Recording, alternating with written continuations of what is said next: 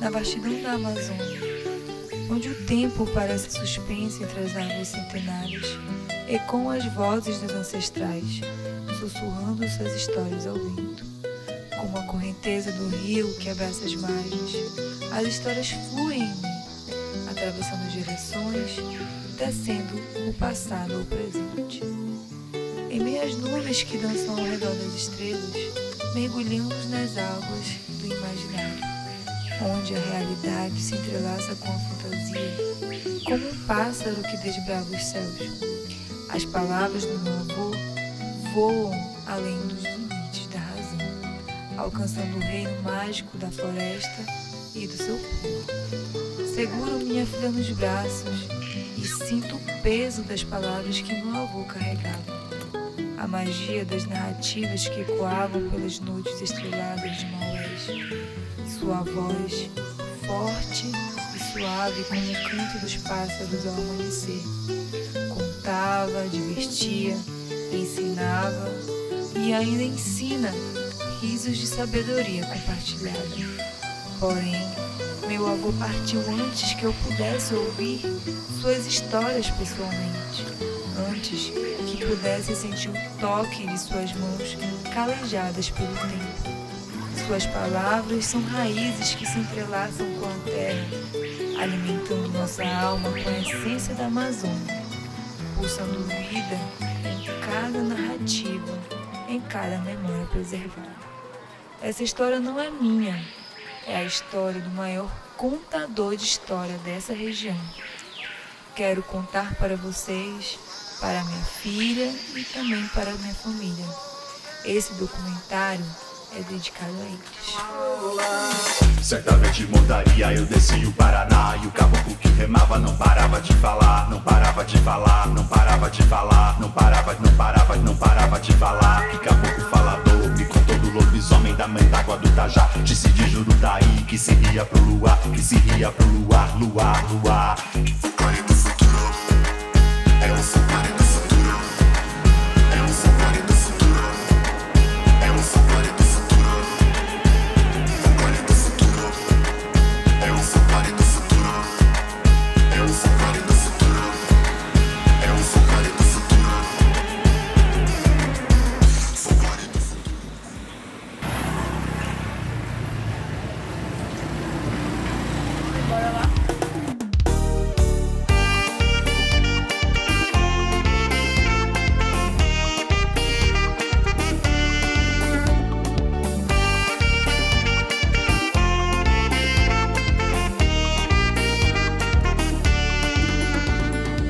No mercado municipal de Maués, cada esquina esconde um fragmento da história de meu avô.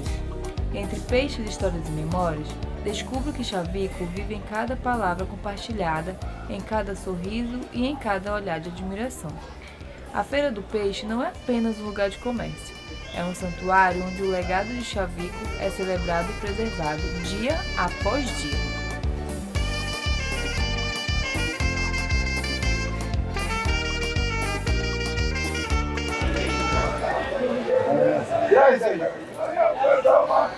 Mandamos a história para minha filha, eu vinha de viagem. Peguei um pedaço de pirarucu assado, meti na minha boca, peguei a farinha, joguei na minha boca, não engoli um anzol número 1. Anzol número 1 deu defeito. Então chegaram lá com ele, aí falaram pra ele, bora, Chaveco, pra festa hoje. Pô, rapaz, não posso ir pra festa hoje não. Por quê, Chaveco? Porque eu engoli o anzol número 1. E Chaveco, o que tu tá fazendo? Por que tu tá por aqui, Chaveco? Não, porque eu fui ali no pescar e eu fui querer.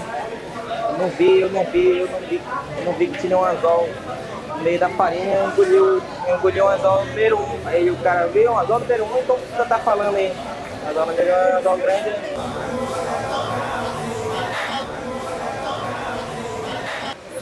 Tu achava que o Chaveco não existia? Não existe não. É? Ah, é? Conhecia ele. Eu era menino na época. Eu tinha uns 12 anos. O papai, ele é um dos pescadores aqui da cidade, que é antigo aqui, papai. Como é o nome dele? Raimundo Santa Menezes, conheci ele mais como Menezes. Cara, ele conhecia ele, pescaram junto um tempo. Ele era um pescador aqui no meio. O que mais pegava a tartaruga era ele. Era um bom pescador. Eu falo com um pescador também, contador de história também, né?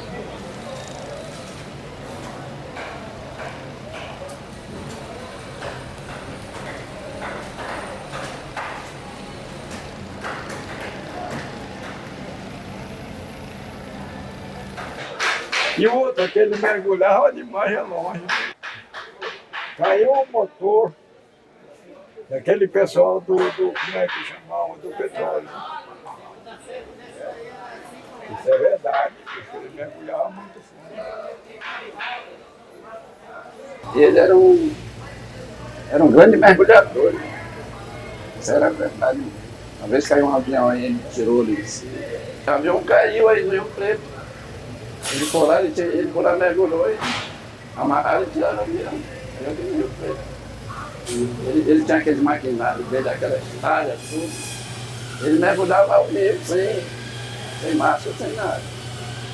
Uma vez que eu vi ele fazer isso, a idade já estava mais avançada. A trabalho era perigoso. Ele dizia que às vezes ele tratava o peixe no fundo, como que a pessoa ia tratar o peixe no fundo, se a pessoa mal consegue aguentar, acho que nem 30 minutos assim debaixo d'água, né? Aí ele dizia que ele só apoiava assim, quando o galo cantava, aí os pessoal, será, Javico? Pela verdade, meu amigo, pode perguntar do fulano lá. Ele passava mais de 1 hora no fundo. A história dele era. Quando ele mergulhava, Dizem que uma vez ele mergulhou pra... Desengatar a malhadeira dele, o randal dele, né? A feira dele, ele pescava de arpão, ele. Uma vez ele pescou um rádio tocando, não soube ideia. Não pesca não. Chavico estava em um igarapé, aquele pequeno rio típico da Amazônia, quando avistou um enorme pirarucu. Ele rapidamente preparou seu arpão, determinado a capturar o peixe. Observando atentamente, percebeu que o pirarucu levava exatamente 5 minutos para boiar, ou seja, aparecer na superfície. Na sua canoa, Chavico enfrentava outro desafio, um pequeno buraco que permitia a entrada de água.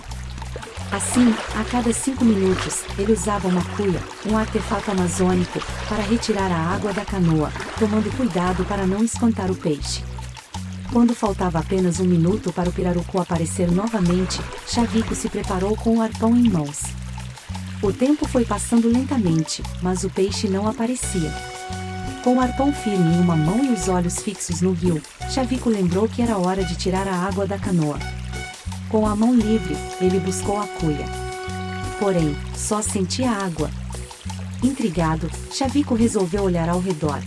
Para sua surpresa, percebeu que a canoa já tinha afundado. Ele estava sentado na água do rio, enquanto a canoa havia desaparecido.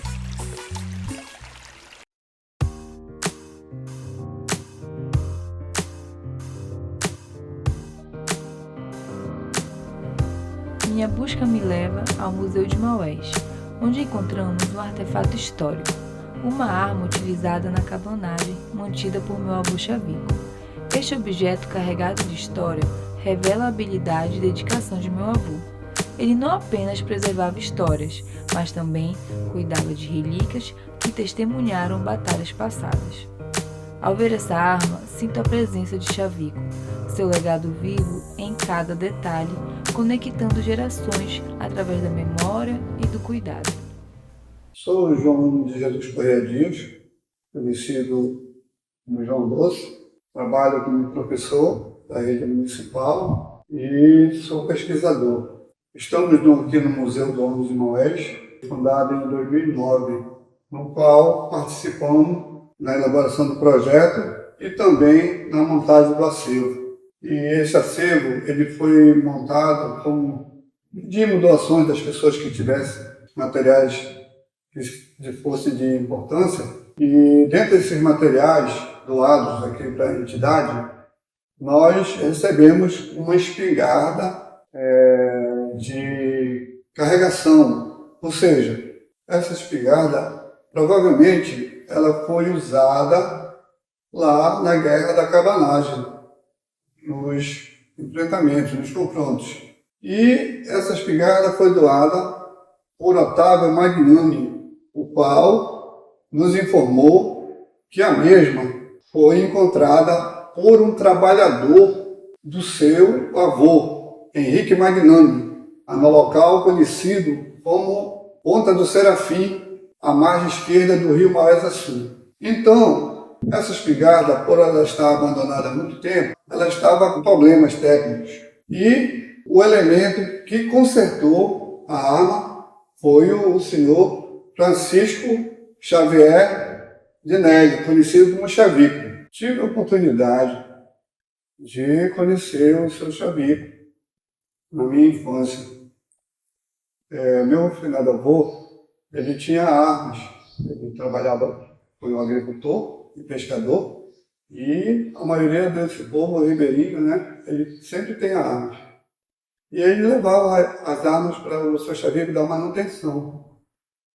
E nessa vai e vem, levando armas para ele fazer a manutenção, ele contava algumas histórias, né? E uma delas que eu lembro, que perguntaram para ele o porquê que ele estava construindo uma casa de 3 pisos. Na época, era uma arquitetura moderna, nova aqui no município. Isso no final dos anos 70. E ele simplesmente falou que ele estava cansado de pescar, de remar, e que ele arcoou os pirarucus lá em cima da casa dele, no rio Maués-Açu.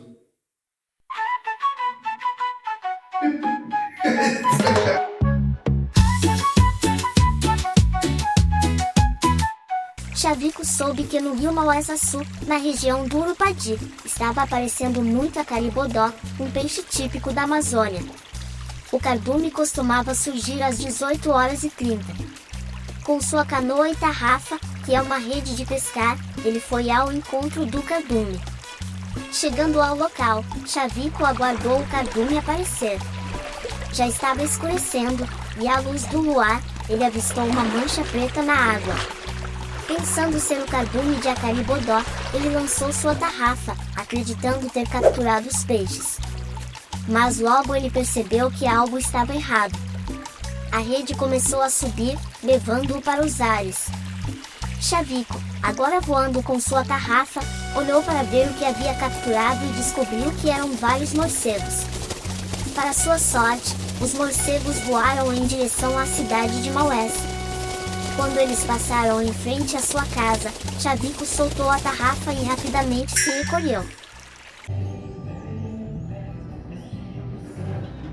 Festa do Divino Espírito Santo, de 11 a 19 de maio. Tema. Francisco Xavier de Nelly, o Chavico, nasceu em 1916, na cidade de Maués, Amazonas, filho de Benedita Mendes e Francisco de Nelly, um imigrante italiano. Ao lado de sua esposa, Zenite Cardoso de Nelly, ele construiu uma família de 11 filhos. Meu pai, o Chico, Iraildes, Carlito, Toia, Álvaro, Luiz, José Augusto, Dé, Noélia, Marilu, Pedro e Hernandes. Sua vida, repleta de histórias e gestos memoráveis, continua a ser um farol que ilumina e fortalece nossa comunidade, uma herança que atravessa o tempo e nos une. Meu nome é Socorro de Nelly, eu sou neta do Chavico, do famoso Chavico, né? Sou filha da terceira filha dele, a professora Irailde Cardoso de Nelly, faz um ano que faleceu. Eu sou Marta de Nelly, eu sou filha de Marilde Nelly dos Santos, que é a 6ª filha da linhagem aqui do vô Chavico, né? Que são 11 irmãos. Quais são as memórias mais marcantes que vocês têm do vovô? Pra mim era ele ser muito rígido, assim. E assim, muito farto ao mesmo tempo, cheio de amigos, contador de história. Ele era muito respeitado. Eu achava também que ele era admirado, porque já que as pessoas vinham até aqui para conhecê-lo, para conversar com ele, então isso também não deixa de ser uma admiração, né? Eu, por exemplo, convivi 10 anos, 11 anos com meu avô e gostava muito, e tenho muito aprendizado, muitas lembranças, dormia aí no quarto dele, com ele, com a vovó, a gente via era muita história, muita brincadeira, mas também a gente aprendeu a ser sério, ter caráter, ser educado, e aí que não fosse, apanhava mesmo.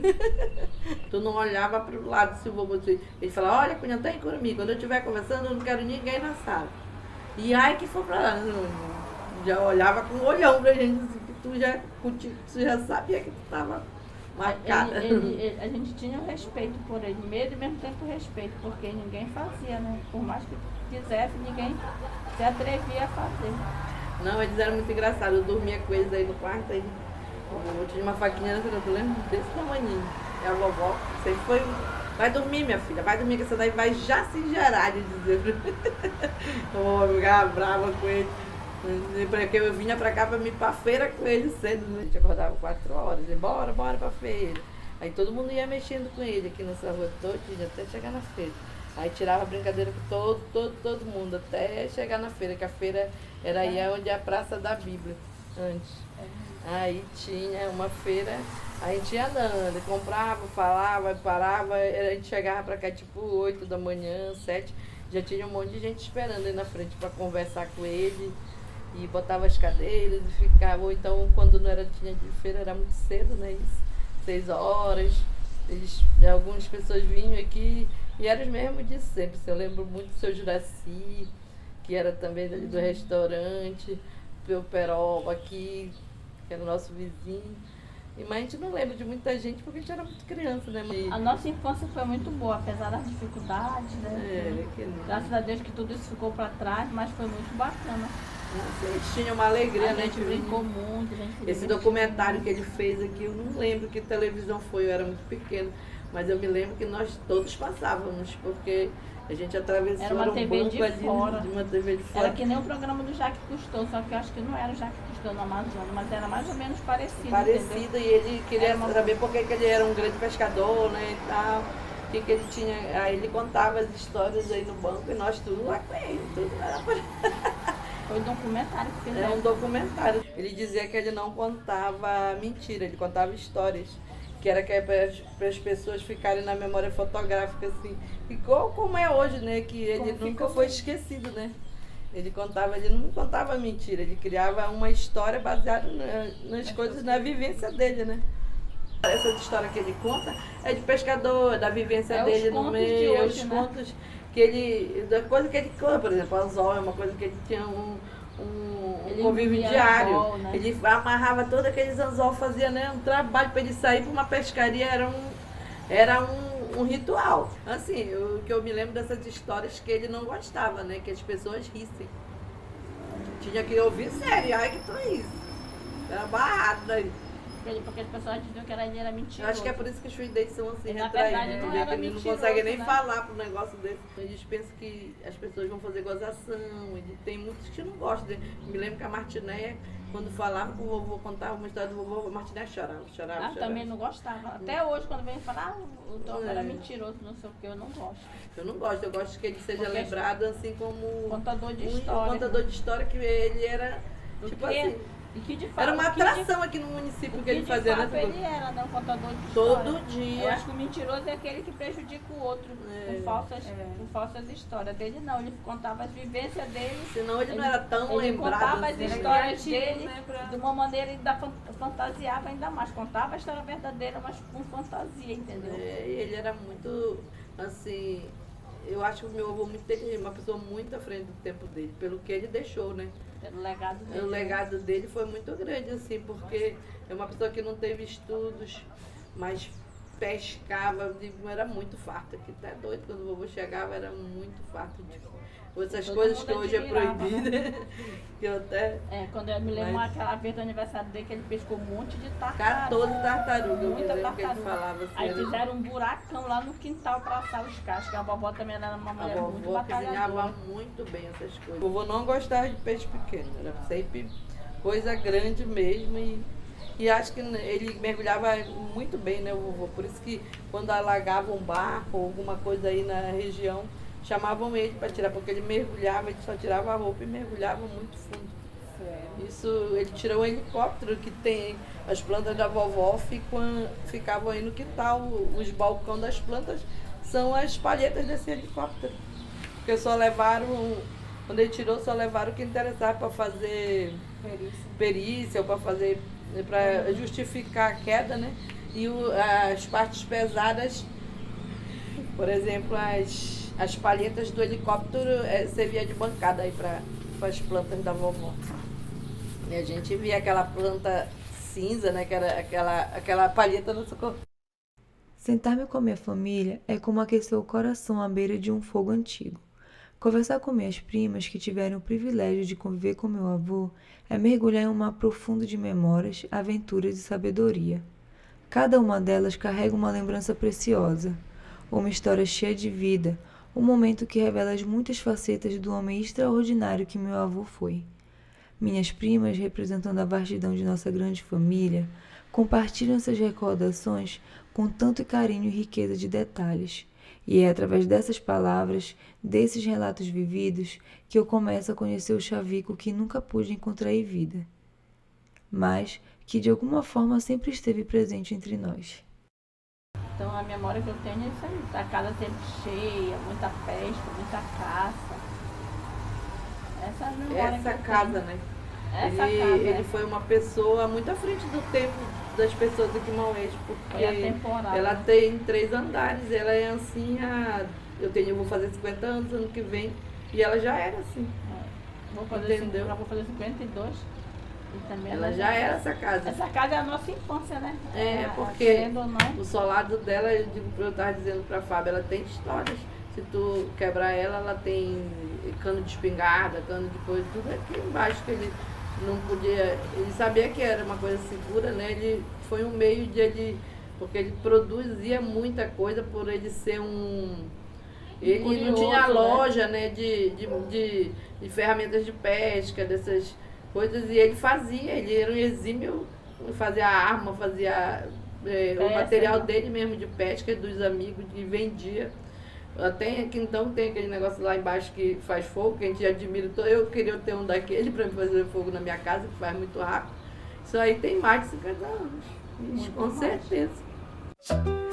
Hoje visito o professor Luizinho, especialista em literatura amazônica. Ele fala sobre meu avô não apenas como pescador, mas como um verdadeiro livro oral. Luizinho descreve as histórias de Chavico com reverência, destacando a sabedoria e a vivacidade de suas narrativas. Cada conto é um capítulo da nossa cultura, uma herança que precisa ser preservada. Ao ouvir o professor, sinto orgulho e gratidão por meu avô, cujas suas histórias continuam a inspirar e ensinar. Já estava 3 dias na mata, né? E aí estava com um monte de filhos pequenos ainda, porque não tinha mais munição, acabou tudo. Aí ele fez, poxa vida, a situação tá difícil. Mas ele falou, mas a esperança é a última que morre. E aí nesse que ele falou, ia passando um veado. Aí não tinha mais munição, mas ele tinha prego. Tinha uma bolsa dele, ia dar um prego. Aí ele pegou a espingarda aqui, atirou o pai, pegou na orelha do veado, aí ficou pregado lá na bioneira.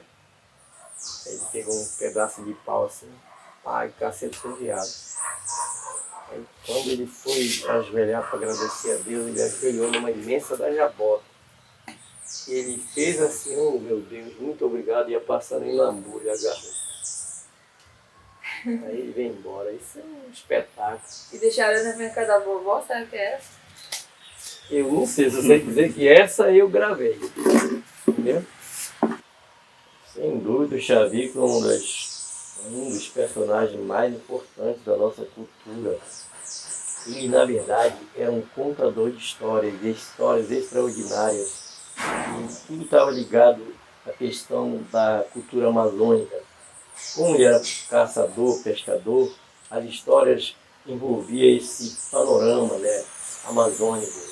Suas histórias eram verdadeiramente contos, uma criatividade sensacional que ele tinha de fazer com que a gente ficasse realmente admirado com as suas histórias, por ser pitorescas, por ser amazônicas e por ser realmente admiradas.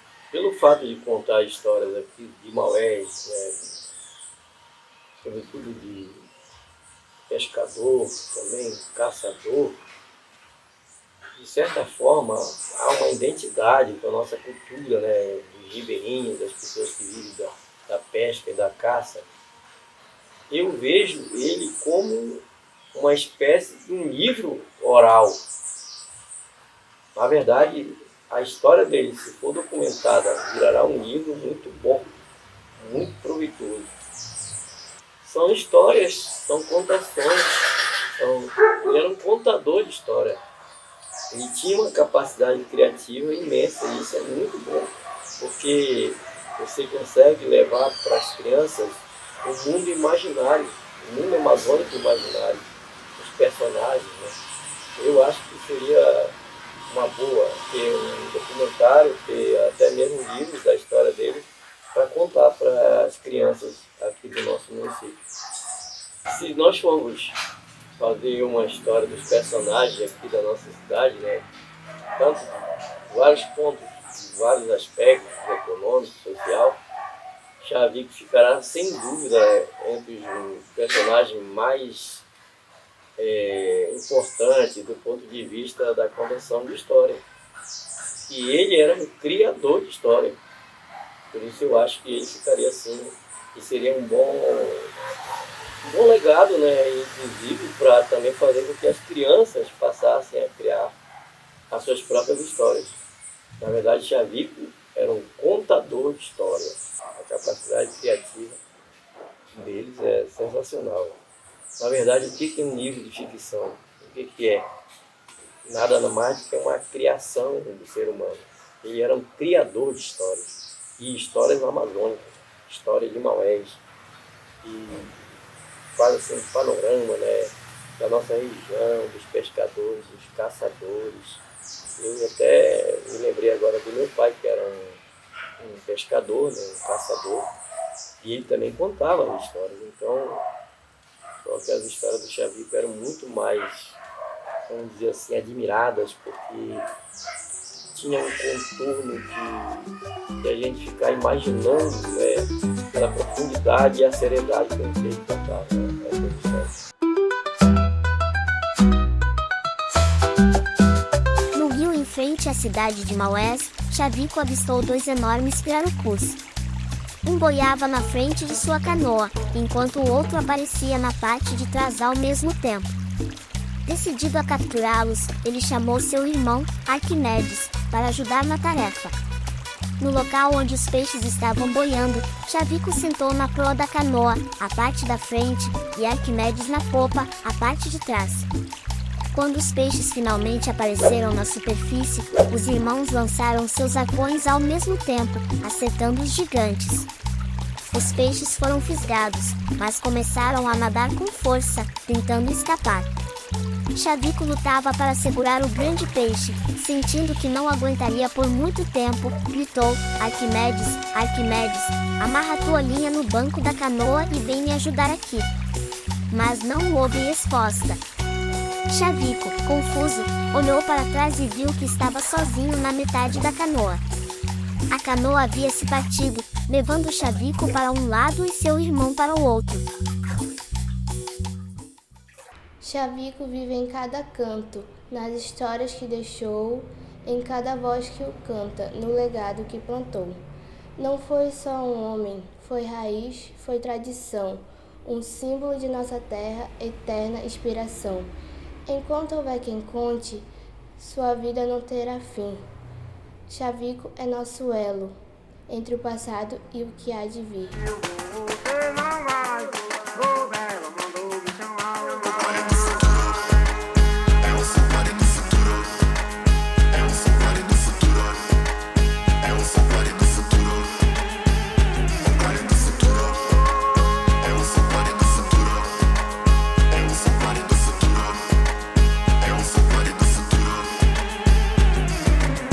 Certa vez de montaria eu desci o Paraná e o caboclo que remava não parava de falar, não parava de falar, não parava de falar, não parava de falar. Que caboclo falador me contou do lobisomem da mãe d'água do Tajá. Disse de Jurutaí que se ia pro luar, que se ia pro luar, luar, luar. É o safari do futuro. É devagar, pra frente, Paulista, colégio, galista, que rodou, miserável. Rodei, que boa, que tô na canoa, leleca.